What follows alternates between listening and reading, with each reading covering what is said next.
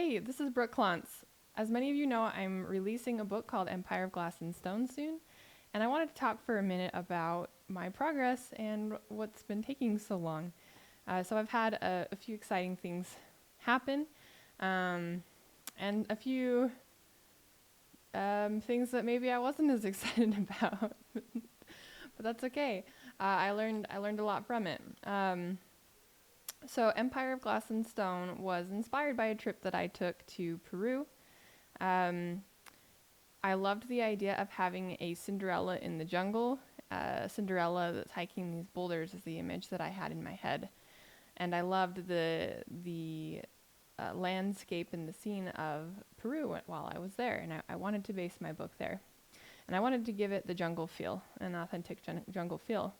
So I pulled for my world building. It is all complete fantasy, but I pulled a lot of my inspiration from South American cultures, which is not my heritage. I sent it to several beta readers and several editors, and none of them mentioned that anything might be offensive, but it was always something that I worried about in the back of my mind because it's not my heritage, and I want to make sure that I'm not doing anything that I'm not supposed to. And I sent it to a couple authors for endorsements, and one author approached me and told me that she loved the story, but she was worried that because I had used South America as, the basis, the background of my fantasy world, that might be offensive to some people. So she recommended that I hire a sensitivity reader. As a self-published author, this is not something that I really knew how to approach. For most traditionally published authors, sensitivity readers are on staff with the publishers, and the publishers send them out to them. For a self-published author, I was a little bit confused. I was like, I don't know who to go to. I don't know where to find a sensitivity reader. So I asked my followers, like if anyone knew of any sensitivity readers, and I didn't get a lot of feedback from that. So I asked a few of my author friends, and nobody knew. And so I started searching Twitter. I searched a hashtag on Twitter for sensitivity readers, and I searched for indigenous sensitivity readers, sensitivity readers that would know specifically about the topic that I was wanting to know about. And I looked through several sensitivity reader profiles. I looked through a couple business profiles that I found online, trying to figure out how to know if they were authentic, if they would know what they were talking about. I found one who had a really good resume and a really good approach, I felt like, to the topic. And so I reached out to her and asked her if she'd be interested. She emailed me back and said she would be. So I went with her, and I sent her my book, and it took her about 4 weeks to get through it, and to make sure that everything was, up to par with where it should be to be published. And it came back all clear, so that was a relief. But it did delay my book 4 weeks. And that wasn't something that I was expecting. I was hoping to have it ready for pre-order in January, and it's almost January now. So I'm still hoping to get it out for pre-order soon. There's still a couple things that I'm waiting for. I'm a bit of a perfectionist. If you haven't noticed that, I like to make sure that if I'm going to release a product, that it is a good product. I don't want any readers to come to me, read my stuff, and then get turned away because they didn't like my first book, because my first book isn't up to par with other traditionally published books, or isn't up to par to what they were hoping for.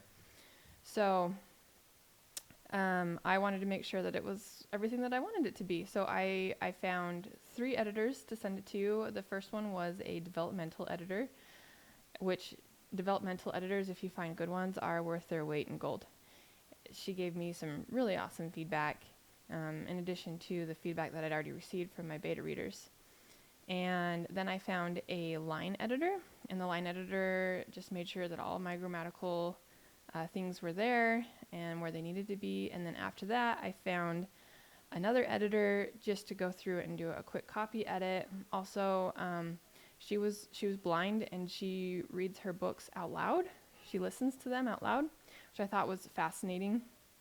She listens for like things that could make it sound better, especially for like an Audible book.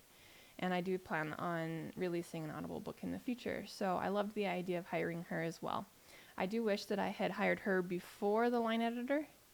So if I were to do that again, I would probably make sure that I hired the copy editor first and then the line editor last, just to catch any words that maybe I could have approached better, and then have the commas thrown in the right places afterward.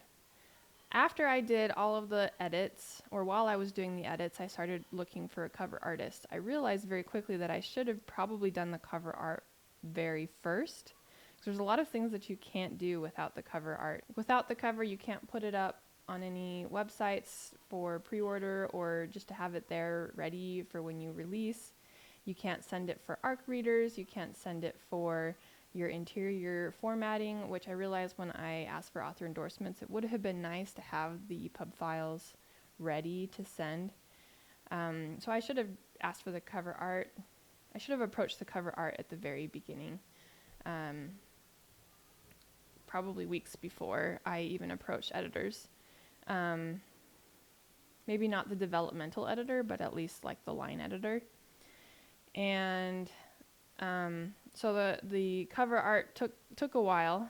I am also very picky about cover art.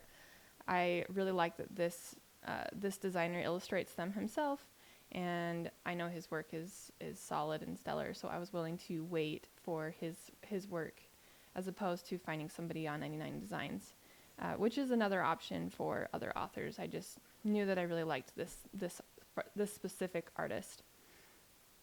Another thing that I have been looking into is doing interior artwork for the dust jacket. This is something that I would like to do for a special edition, also for my ARC readers for fun, to maybe send them and send to my email list, so that they get something to get them excited.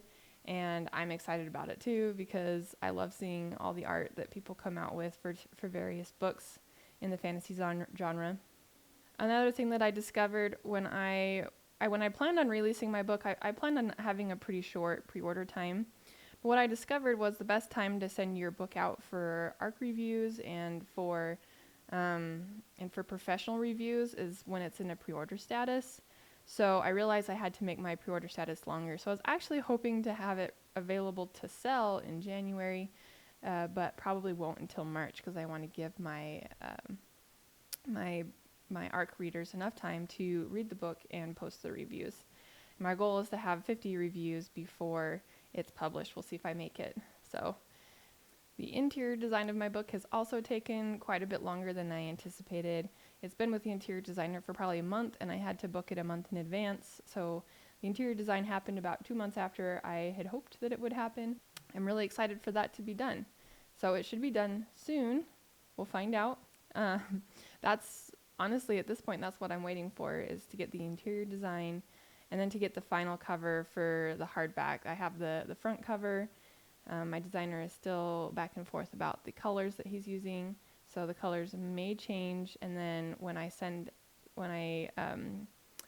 out my request for my character art, that cover needs to be done. So I'm waiting for that. But I can release my book without the character art, fortunately. So we should be seeing it come soon. But that's been my indie publishing journey. I've learned a lot, realized, what things need to come in what order, what things take a long time. For the cover art, I would never have somebody else do, because I don't consider myself a designer. So I do know how to look at something and say, this looks good and this looks bad, but I don't consider myself a designer. I write and I code, and that's what I consider myself good at. As for when the book releases, I'm hoping it will be in the next couple weeks, so we can look forward to that. And I'm for sure looking forward to it. And I'm really happy about what the results of the sensitivity read. I'm glad that I did it. I'm glad that I can have that in my book, and know that I did my due diligence, and I can feel better about the the world building that I did for my book. I loved the way that it set up. I just loved the world building so much that I didn't want to let go of it. But it would have been, I would have had to if my sensitivity reader didn't okay it. So, but fortunately she did, and I'm able to move forward. If my sensitivity reader didn't approve it, I would have had to change the interior formatting, the front cover, and I probably would have had to go through, make a ton of changes to the script, and then hire another editor. So that would have been expensive. So in the future, I'd probably recommend to myself and other people to do the sensitivity read right after the developmental edit or even before. So hopefully this is helpful to you. These are my experiences and what I would change going forward. It's been an interesting journey, and I will post more videos about this and how it can be helpful to you for when you're self-publishing your book and figuring out this whole mess and how to get this out into the world the right way. And look forward to more videos. So thanks for watching. Like, save, subscribe, and I'll talk to you again soon.